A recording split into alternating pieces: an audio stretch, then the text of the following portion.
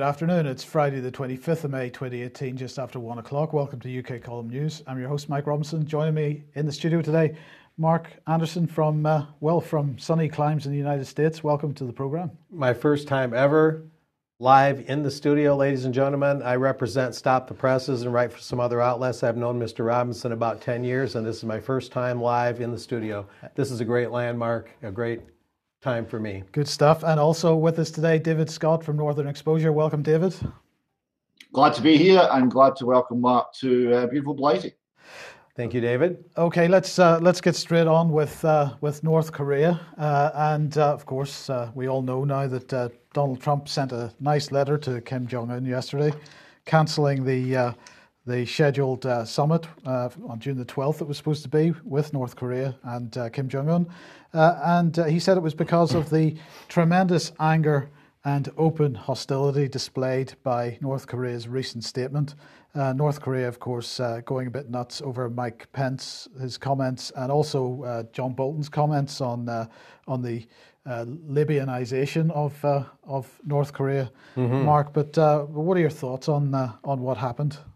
Well, I spent all morning, Mike, looking into this, and it's a much broader issue, of course, than the MSM with their bullet points and their ticker tape reporting would ever let you know or give you the impression of. First of all, arguably, it's hard to find Kim Jong-un's actual comments that he made that Trump's letter is referring to. So we have to take the White House's word for the claim that Kim has been so deplorable that it justified canceling this summit. Second of all, it's difficult to believe, at this juncture at least, that Kim's comments could have exceeded in terms of bad taste and in terms of threatening comments, that they could have exceeded what Vice President Pence said, which was to declare that if North Korea doesn't measure up in establishing a peace treaty that's tolerable to the West, then it too could be turned into a parking lot, like what happened to Libya in 2011 when U.S. and NATO forces attacked Gaddafi's regime and overthrew and killed him. So who's really the threatening power here is the main thing. And briefly looking at the larger picture, what we have is the fact that the real nuclear club is the same, of course, as the five permanent members of the UN Security Council, the UK, the US, Russia, China, and France. That's the main nuclear powers, just like they're the main powers that head the Security Council. The Non-Proliferation Treaty, the real country, the real rebel country that has actual nuclear weapons but won't admit it and is not party to the NPT treaty, the Non-Proliferation Treaty, is Israel. And North Korea, just for the record, had acceded to the treaty initially and then pulled out. So, and the last thing to add that of real significance there is North Korea is really not a genuine full-fledged nuclear power to begin with. So why is it that the U.S. that is, treats North Korea like such a pariah state, as if there's going to be this confrontation, as if there's some kind of parity in nuclear forces when nothing could be further from the truth?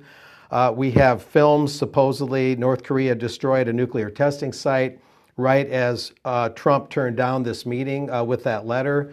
I don't know how genuine that nuclear testing site is, but the main point to take home here is North Korea is nowhere near being on parity with those five main nuclear powers.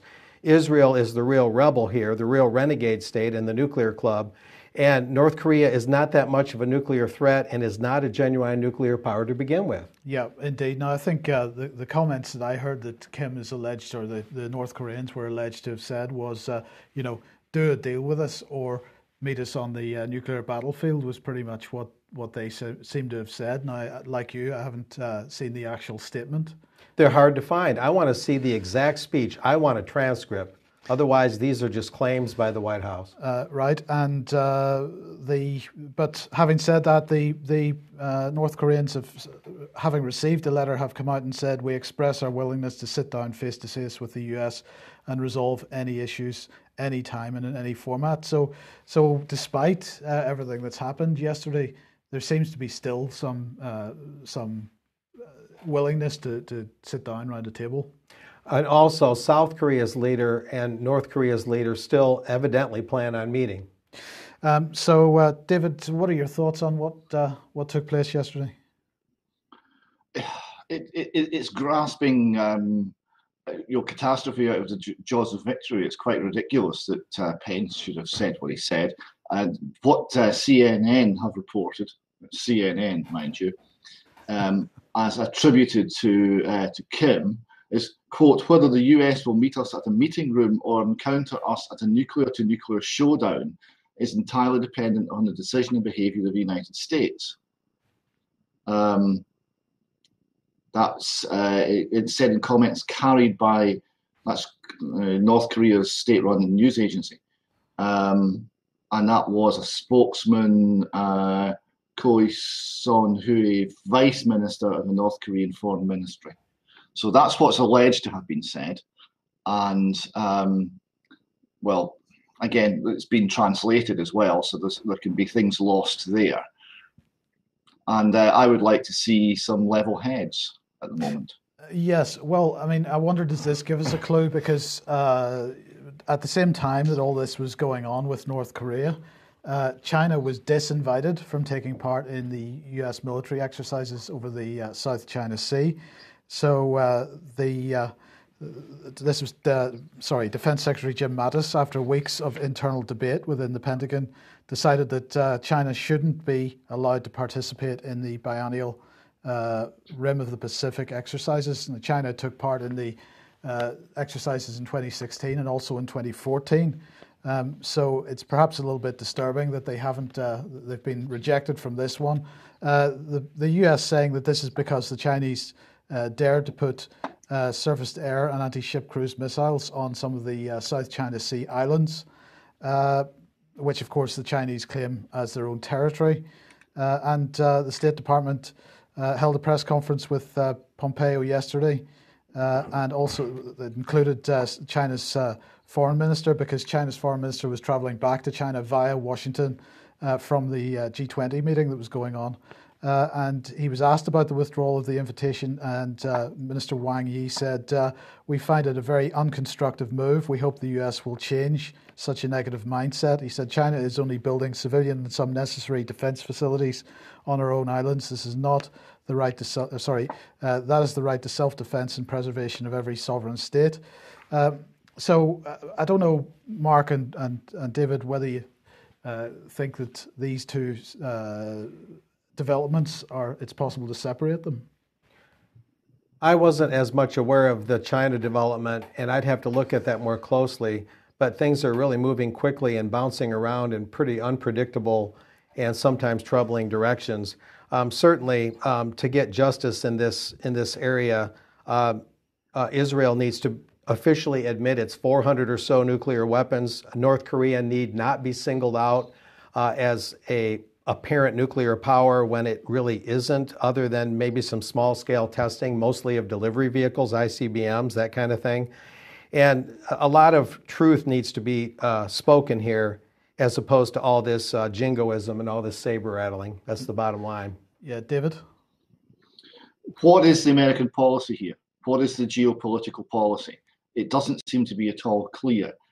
This is the maritime view versus the continental view.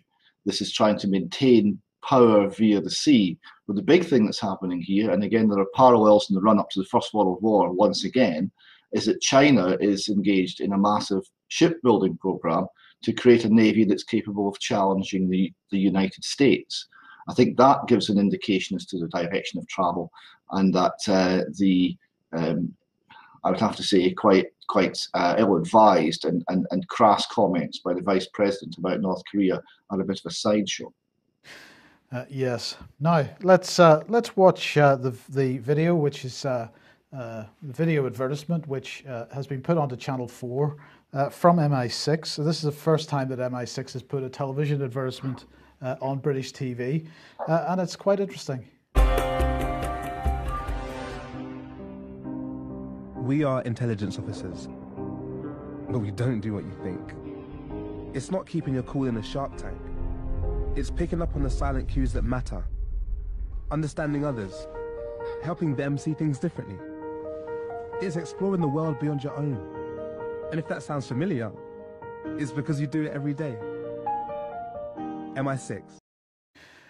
So MI6 is now openly advertising for candidates, David. And what I found interesting about this is they have relaxed the selection criteria. So you must be still a British citizen, but you're not required to have one parent or who has been a UK citizen or at least has substantial ties to the UK. So they seem to be relaxing that quite a bit. And many of the mainstream media articles on this have been highlighting the fact that they seem to be particularly targeting people with immigrant status. So, I mean, I'm not quite sure what MI6 is playing at here. First of all, they're supposed to be a foreign intelligence agency not operating within the UK. So it looks like they're perhaps looking for people that they can send back to their home countries. Well, that would be rational. I don't know that rational is the thing that leaps to mind when you see the advert. What was that saying? That it's all about some sort of emotional intelligence, and if you care enough and you're really empathetic, you're in fact an intelligence officer. Yes, things that make you go. Yeah, right. That's right, David. And emotional intelligence, of course, is pure common purpose speak. This is part of common purpose agenda. You have intelligence, IQ, you have cultural intelligence, that's CQ, which is an awareness of other cultures, and you have emotional intelligence, which of course most people of a psychopathic or sociopathic bent don't really understand, which is why they need training on the issue. Yes, and in terms of the foreign recruitment, again, what are we trying to do? Right? What are the strategic goals? What's the oversight? Are we actually seeing an organisation that's following, albeit in a secret way, well understood national objectives of security and safety, or are we seeing something with an entirely different agenda? Right? We know they're involved in the destabilising of Syria. I don't remember the people of this country wanting that done.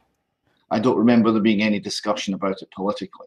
There was a point, if you go back in the records of the House of Commons for many hundreds of years, there was a point when something would happen somewhere in the empire as it was then, and what you would have is a national and public debate that was, by modern standards, astoundingly honest, and people would take responsibility for what happened or didn't happen, and things would actually change. The level to which it's now beyond the ken of the public as to what has been done in our name and beyond the control of the politicians is just astounding. Absolutely. Now, let's move on. Media on Trial, taking place on Sunday this weekend in Leeds. The venue to be given to ticket holders tomorrow evening or so. mediaontrial.uk for the last couple of tickets.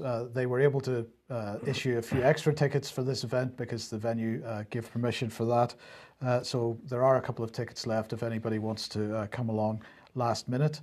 Well, I'm looking forward to seeing this because this probably has been the most difficult event that anybody has put on. Indeed.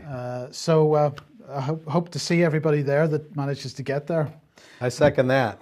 Now, GDPR, everybody must know what GDPR is by now because I'm sure, like me, most people have received about 2,000 requests for confirmation that they want to stay on various mailing lists. And many people will have noticed that websites have changed today and you no longer get the basic do you want to receive cookies option, but you now have 4 or 5 options to tick, whether you want session cookies or whether you want data shared, analytics data collected and this kind of thing. So everybody must be aware that this is going on in the meantime, but also in parallel with this, people are now able to move their personal data between service providers, according to the government, such as Facebook and WhatsApp, to rival social media platforms. And this includes taking account settings and information, including contacts, profile photos, and group names. People have the right for their personal data held by companies to be erased when they turn 18. They'll also be able to, you're not allowed to have it erased until you're 18, but you can once you're 18. They'll also be able to demand an organisation discloses all personal data it holds on them more easily and for the first time for free. So subject access requests will no longer cost £10 as of today, and this is as a result of the Data Protection Act 2018, which forces companies to take people's personal data responsibly or risk millions of pounds in fines. I look forward to seeing the first such prosecution by the Information Commissioner's Office, because I don't think we will ever see millions of pounds in fines. We'll believe that when we see it. Exactly. So they claim that these fines could run into billions of pounds and be as much as 4% of a firm's global turnover. The Act will support UK businesses and organisations as Britain prepares to leave the European Union. But we're leaving the European Union without leaving the GDPR, the data protection regulations. So that's just another one of the institutions that we will stay in. But David, access to our data, this is something that we've encouraged people to do for a long time. But really what's going on here, where this model of moving personal data between service providers like WhatsApp and Facebook, this is the same model as moving bank accounts between the various banks and moving utility supply between various utilities. So what they're actually doing is creating a central pot of data which is personally identifiable back to the individual, which can then be shifted between various platforms. This seems like they're actually building this centralized database that perhaps those of us that have been following data protection regulations for a long time have been suggesting was going to happen for maybe 20 years. Yes, centralization of data carries with it a lot of potential pitfalls. I was talking to a gentleman the other day who had reason to check on his own medical records, and he was refused. And having pushed it a bit, he was then given the right to see his medical records. But emphasis on the word see. He could not get a copy. In fact, he was not allowed to touch them. There was a page-turning person provided, and he had a few seconds to glance at each page before it was turned over. So who owns those records? Not the individual. So ownership is one key thing. And I would say that there's also a lot of confusion here about what the law means anymore. Is this a means of the state being able to act against any organisation that displeases it, because everyone will be to some extent failing to comply with some interpretation of data protection?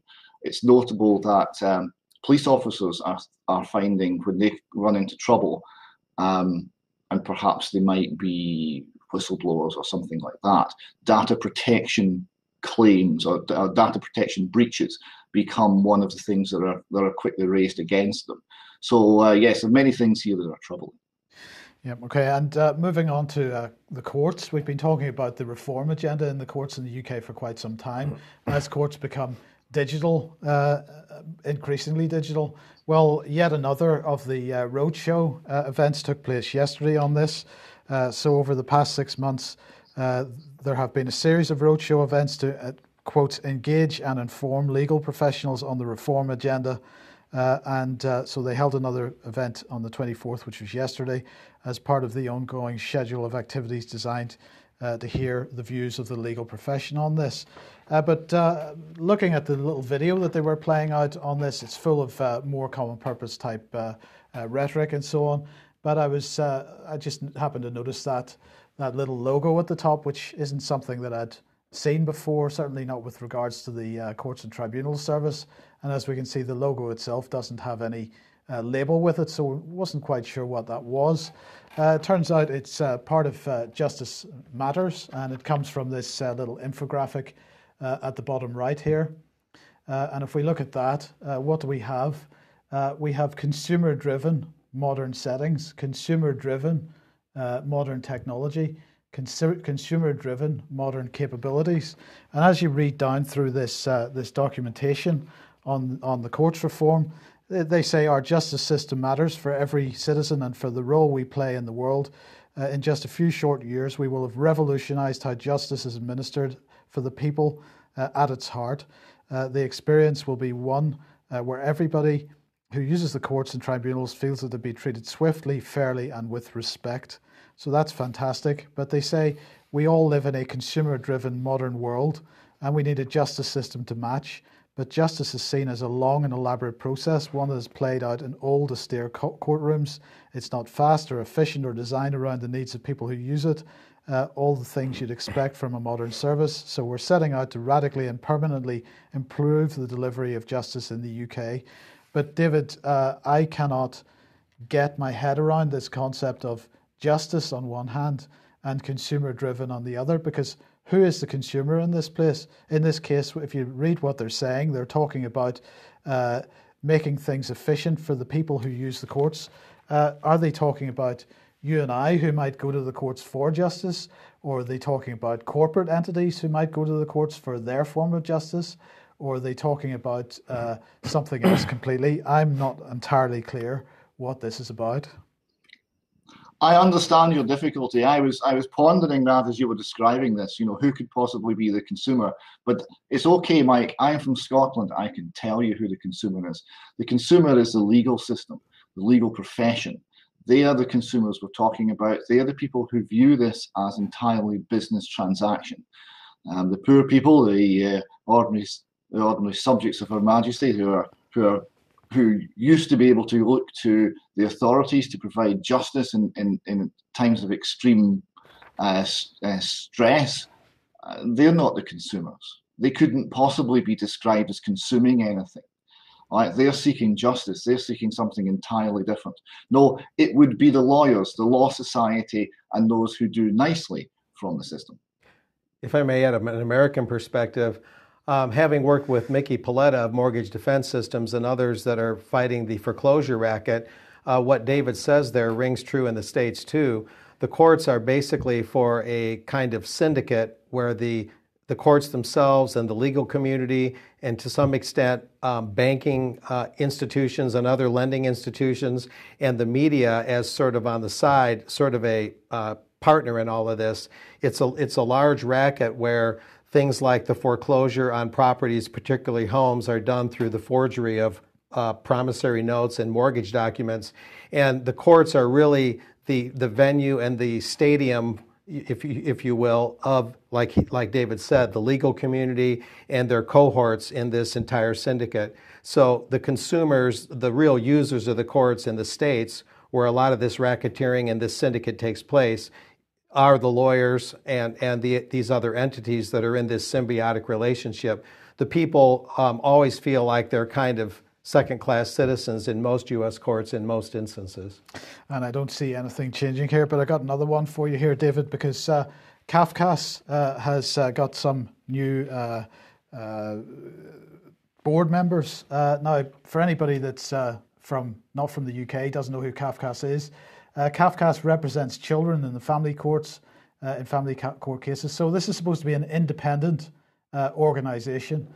They say here, we put children's needs, wishes and feelings first, making sure that children's voices are heard at the heart of the family court setting and that decisions are made in their best interests. Well, again, we come back to in their best interests and who makes a decision about what's in the best interest of the child.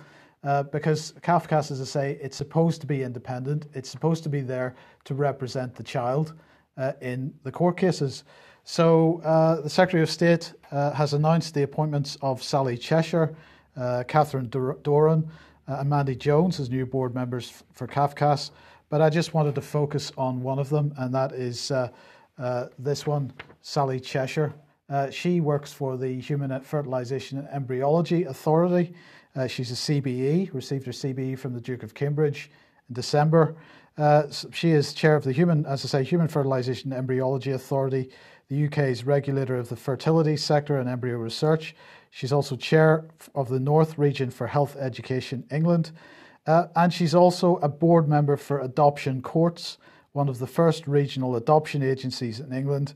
And she's also an independent member of adoption panels in the Northwest. And David, I find it pretty difficult to say that there's anything other than a massive conflict of interest in CAFCASS having as a board member somebody who's involved in the adoption industry. Massive conflict of interest. You're absolutely correct. It is an industry. It's an industry that runs to billions now. and it's one of the consumers of the court system we were just discussing. Yes. Well, let's have a quick advertisement for the Fresh Start Foundation. Just briefly remind everybody what this is. Yes, this is the People's Independent Inquiry into Child Sexual Abuse and Satanist Ritual Abuse. We are engaged in a 2-year programme of roadshows that are taking Scotland. We'll be in every local authority area. On Saturday, we're in Kirkcaldy. The speaker is John Shields. That's from 11 a.m. until 3 p.m. and we're in the Strathearn Hotel. We have other speakers as well. It's going to be an excellent day, so I hope a lot of people who have got concerns over anything to do with children and the state and cover-up and abuse and wanting to make our children safe will come along and have their voices heard there. And then 2 weeks further on Saturday the 9th of June, we have Brian Clare, a fantastic and long-standing voice from the northeast of England, speaking out on matters of abuse and of official cover-up. He will be speaking in Greenock. Okay, now, what's been going on in Perth? Perth, for those who don't know, is close to Edinburgh in Scotland. Yeah, so this is my local authority, right? So I subscribe to their Twitter feed to see what they're putting out. And I'm raising this partly to say, well, look in your own area, because it's just a case of looking and seeing if things don't seem quite right, have a little fish around. So this first one here, this is pupils at New Hill Primary School, Brattry Primary School, took part in their annual Safe Taysiders event, where they were being taught how to handle emergency situations. I thought, well, that's strange. Why are we teaching primary school children to handle emergency situations? It just seems a little odd. So I thought, well, okay, Safe Partners, who are the partners? So there was a whole range of people, Police Scotland and SEPA, who deal with flooding, and people who deal with National Farmers Union, so that seemed fine. And then bottom right-hand corner of this, Alert, Neighbourhood Alert. I thought, oh, I've not heard of them before. Who are Neighbourhood Alert? Well, what it transpires is Neighbourhood Alert is a large internet-based and mobile phone-based database that you sign up for, and it provides a means of you communicating directly with the authorities, with the police, etc. And it will alert you to concerns, and it'll allow you to put in information. And they've got one product called Rapport. How will Rapport help you? It says communities are becoming more diverse and digitally equipped, and we must transform the way we listen and involve the public in policing. So this is involving everyone in policing. They've also got a product called Origins. Origins classifies residents into one of 259 origin types, giving an indication of the most likely cultural background. The same information has also been used to estimate an individual's most likely language, religion, age, and gender. Now, there's 500,000 people have signed up for this in the United Kingdom, and this is hoovering up data about them all. I don't know if you've got a screen for it. Yes, this next one here. This is a screenshot that illustrates the information that they're holding on origin groups. So the way this will go is, if we want to move against a particular group, there'll be a large database, and we'll have everyone's mobile phone, and essentially via that system, and people signing up voluntarily, we'll be tracking everybody. Right? It's a little, given the nature of totalitarian states and what they did in the 20th century, it's a little uneasy to look at that data and find that you can track all the Jewish people. But the same applies to anyone else who you might want to keep an eye on. So that was one thing that I thought was interesting and came out of just looking at what comes from the Twitter account. Another one is this next slide here. This was put out by Perth and Kinross Council. And I thought, well, this is a little strange. Why is my local authority saying, I'm gay, what's your superpower? It seemed not maybe their core purpose.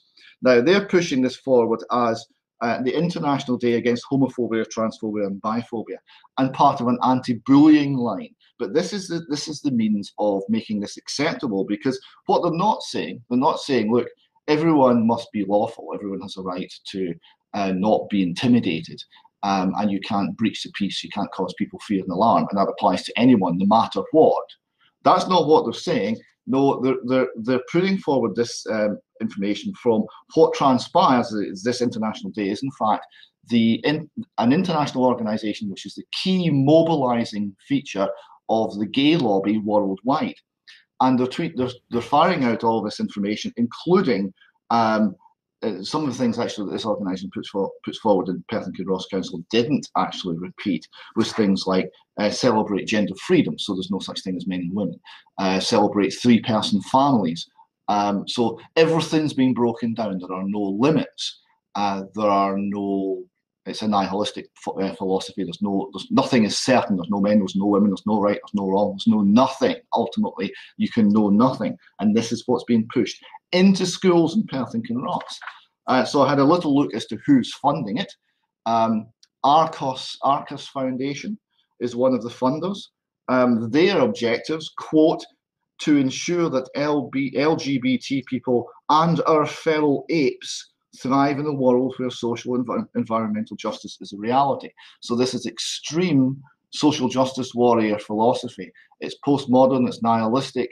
There is no right and wrong. There is no limits. There are no barriers. There are no boundaries. This is the information that's been generated by tax-exempt foundations. This foundation is run by John Stryker, heir to the Stryker Corporation medical supply fortune. So tax-exempt foundation, this case in America, is funding this campaign, being picked up by Scottish Local Authority, and then it then develops into action in schools in my town. And one of the other organisations that fund it was a thing called Freedom House. It's very interesting to see Freedom House was set up in 1941 in order to generate support to bring America into the Second World War. It's now run by Michael J. Abramovich, who's on the Council on Foreign Relations. So 2 steps from Perth and Kinross Council, Strange Things in Schools, and you have the CFR in America. That's an interesting one, Mike. Yeah. If I may just comment briefly, what David's outlining there is typical of the worldwide global consolidation movement. Just like they want no national borders to free trade or to the migration of people, they want no natural grassroots, God-given borders to gender identity or to sexuality or to anything. Any kind of borders, any kind of boundaries are wrong in this globalist mindset. And it's interesting, too, David pointed out correctly that if this were just about equal protection under the law, that'd be one thing. But this is a pernicious, aggressive agenda against the entire concept of normalcy in human relations and human affairs. The real aggressors, the real haters are those behind this agenda. And of course, they use the projection technique that anyone who opposes them is phobic, transphobic, homophobic, when the exact opposite is true. They are the ones enveloped in fear and hatred, and people that oppose this, that disagree, are not phobic. They don't fear this in the true sense of fear. They disagree with it, and we have the right to disagree, but they give the distinct impression that we have no right to dissent. And I think I'm on track with that. David, do you have a quick comment on that? I thought that was beautifully and accurately put. Thank you very much for that. Just to sum that up, it's amazing, this juggernaut. So, okay, let's move on to other Scottish issues. And what's Mr. Swinney been up to? Nobbling witnesses. You see, we can't really allow the processes that we have to work their way through, because people might have opinions that might not be approved. So you have to make sure that that's all managed. So the special advisors and government agents were pushing in to get a hold of the witnesses before they came before parliamentary committees, in this case a named person, to make sure they were on message, because we don't want any nasty, what's the phrase? Dissent. Yes, yeah. We don't want any of that. Labour MSP Daniel Johnson commented, as a member of that committee, I was deeply disappointed to read that civil servants working on behalf of Mr. Swinney have allegedly made inappropriate requests to the clerks of the Parliament, who, to their credit, did not buckle under the pressure, it would seem. But that one is going to run and run. You see here, this next slide is it's been described as nobbling in the Times, and that's what it is. There was a letter in the Times which said, its convener has been accused of bully boy tactics to protect the SNP. All 5 SNP members of the Education Committee, including James Dornan, its convener, at loggerheads with 6 MSPs over whether to pursue concerns about deliberate government attempts to identify and meet its witnesses before they gave evidence about the controversial named person policy, which it has since been shelved, but would have assigned an adult monitor to every child in Scotland. So we will watch to see what will come of that. It's not going to go away. This next slide here, it says Holyrood staff refused to hand over named persons witnesses. So this is the resistance that the clerks of the Parliament were giving to these inappropriate requests from the Scottish Government. It shows how they operate. It shows the nature of the party system means that they protect their interests above the interests of the people. Party first. The people are a long way down the list, and we don't get any clarity as to what's actually being done because the party system is protecting the wrongdoers. Now, right at the heart of this whole named person discussion is this issue of well-being and what the definition of well-being is. And it seems that the calamari Shinari well-being octopus has answered the question for us.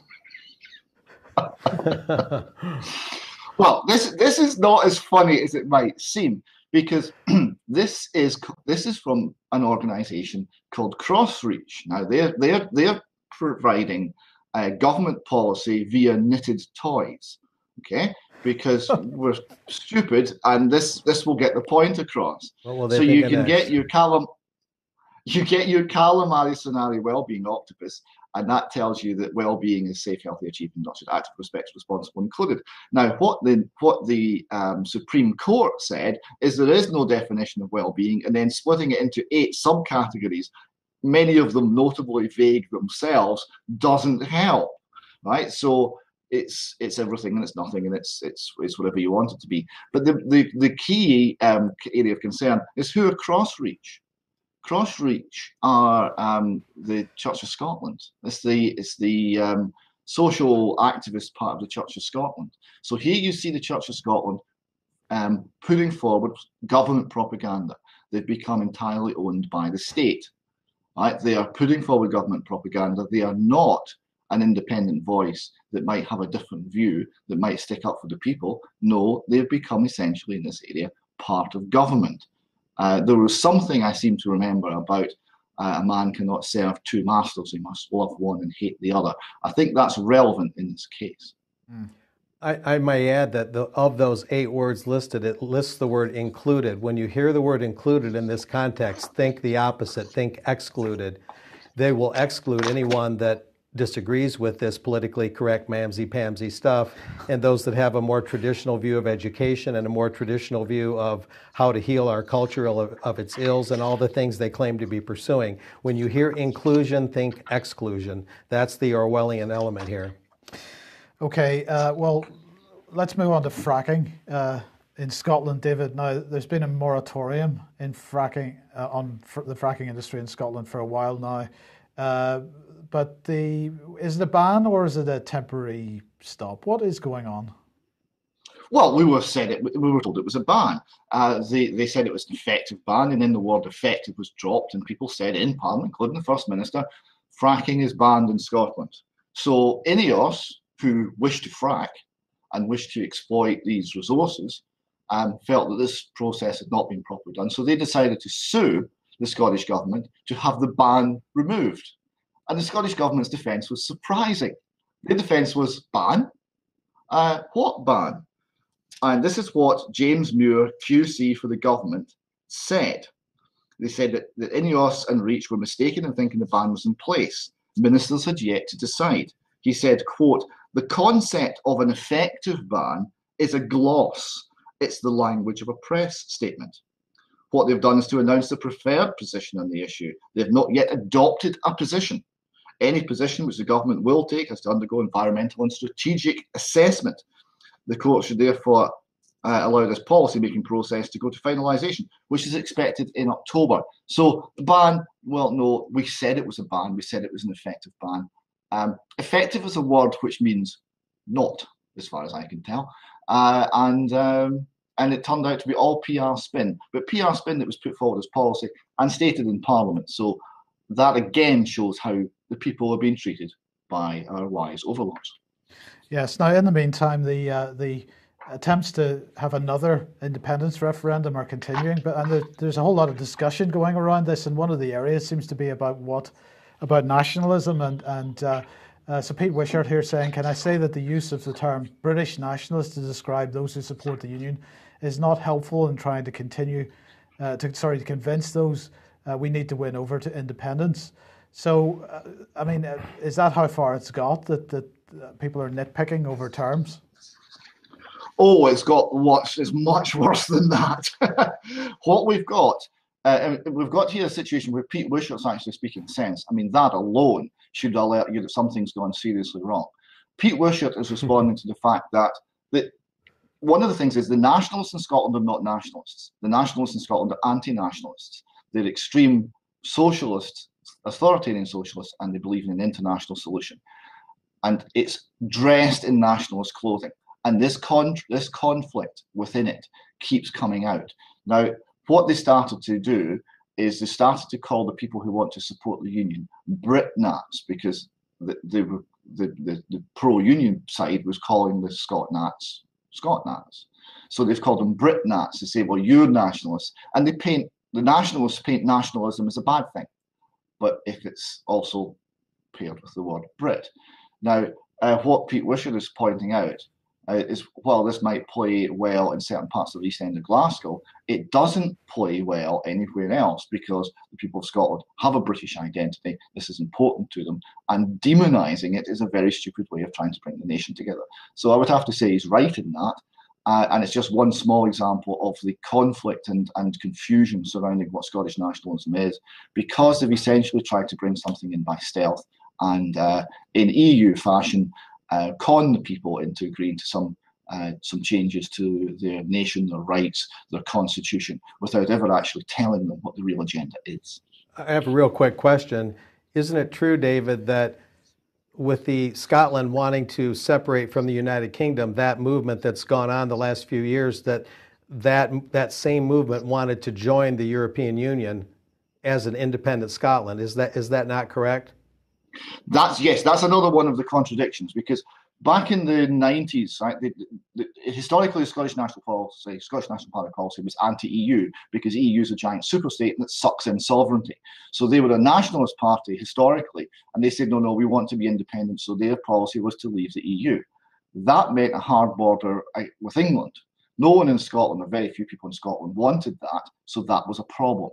So they then said, well, we'll have independence within the EU. And this was simply a manoeuvre so that you wouldn't have to have a hard border at Gretna.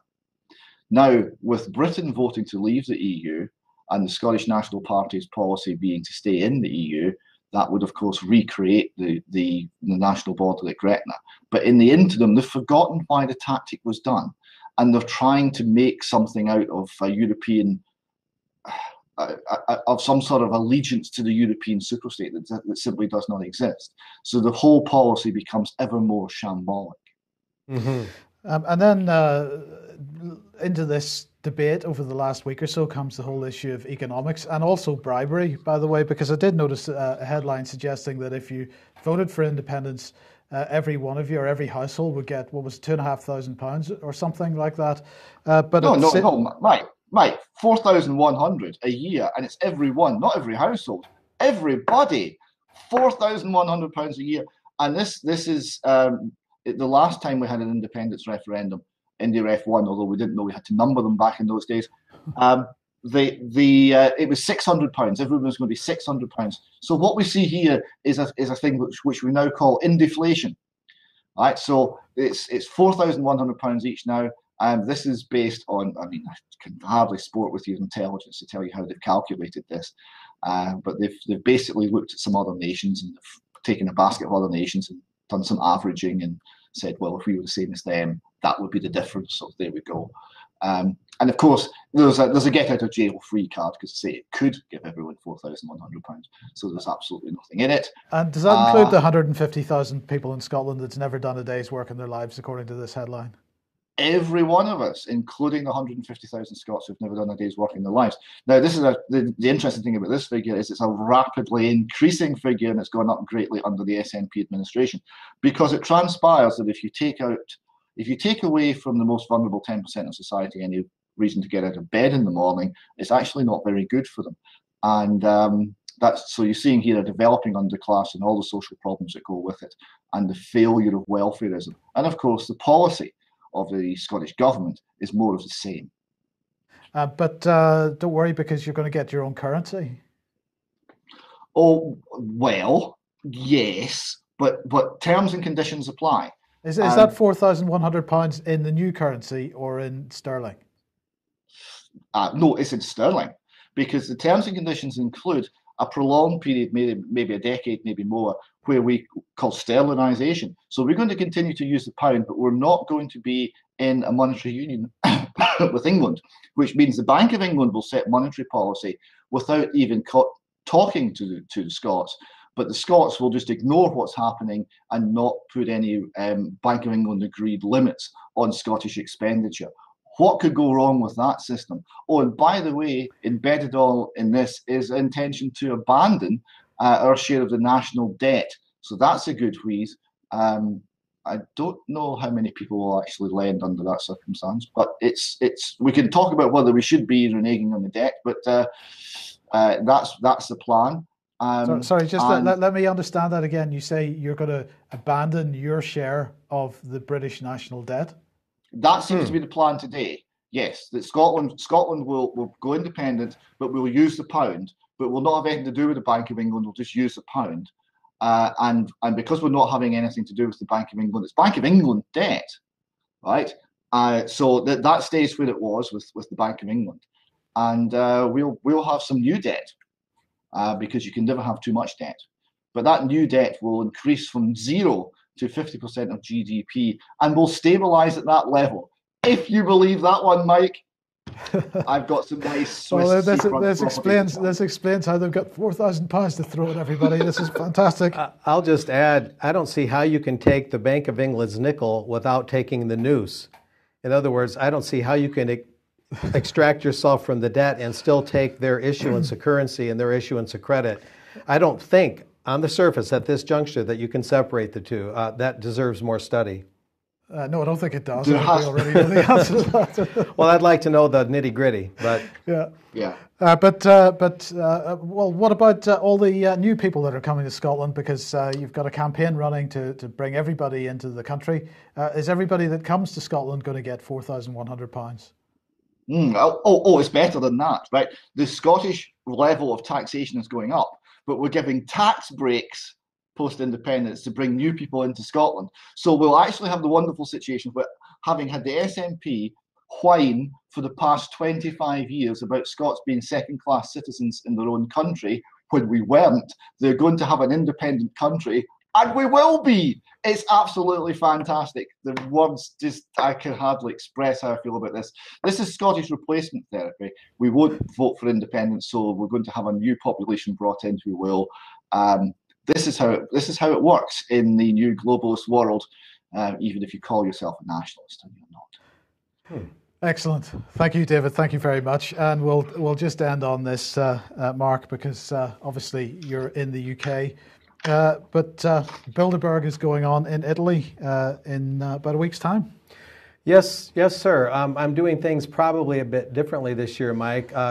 Having taken over for Jim Tucker in 2010, covering Bilderberg in Spain, and having covered most meetings in person every year since then, this year I'm probably going to stay here, not for sure, but probably going to stay here in the UK and work with some reporters in the field who are going there, with whom I've worked in the past from Switzerland and other places, Germany, and then to do some study here in the UK and do a little more historical review of what Bilderberg has done.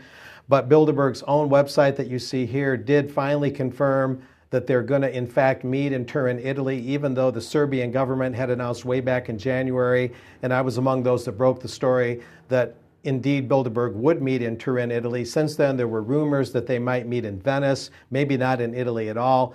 So Bilderberg itself confirmed that they will meet in Turin. They're probably going to meet, this is tentative, but most likely at Hotel Torino Lingato Congress, a 4-star hotel, not a 5-star. They're degrading themselves a bit.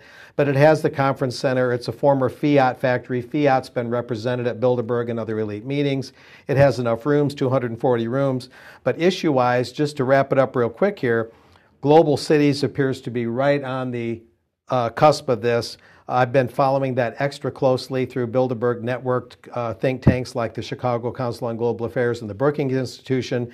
Banking or fiscal union, one and or the other. You talked about that yesterday, Mike, regarding the Eurogroup. That has been on the Bilderberg front or back burner for at least the last 5 years since I picked up on it at a Brookings meeting. And that's the year in 2013 that Bilderberg last met in the UK. And I believe that they're going to have something to say about resisting, at least analyzing Brexit and the George Soros movement to try and keep Britain from actually executing a full Brexit and to make it an actual exit. I think Bilderberg is playing a role in resisting that. After all, they helped bring about, through Edward Heath and others in the early 1970s, bring about Britain entering the European Economic Community, the EEC. And so with Global Cities and these banking and fiscal unions and Brexit, these are top issues. Even last year, Bilderberg talked about the Transatlantic Defense Alliance, which you and Brian have covered very heavily in recent times.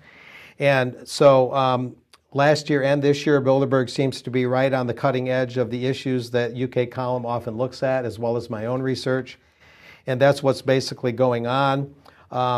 They've been looking at the growth of populism lately too, and Global Cities, as I found out recently, is actually a way to try and overturn the populist movement and the populist gains in the Italian and German and Austrian elections.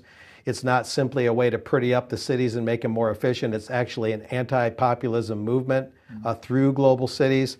So these are the things, among the things on Bilderberg's burner, and that's the facts, the latest, including from Bilderberg itself as to where they're meeting. Okay, thank you very much. Thanks, Mark, for joining us today. Thank Great you, to be David, here. for joining us. That'll do us for today. We will not have a program on Monday because Monday's a bank holiday, but aside from that, we'll be traveling back from Media on Trial on Monday. So we'll be back at 1 p.m. on Tuesday as usual. We'll see you then. Have a good weekend. Bye-bye.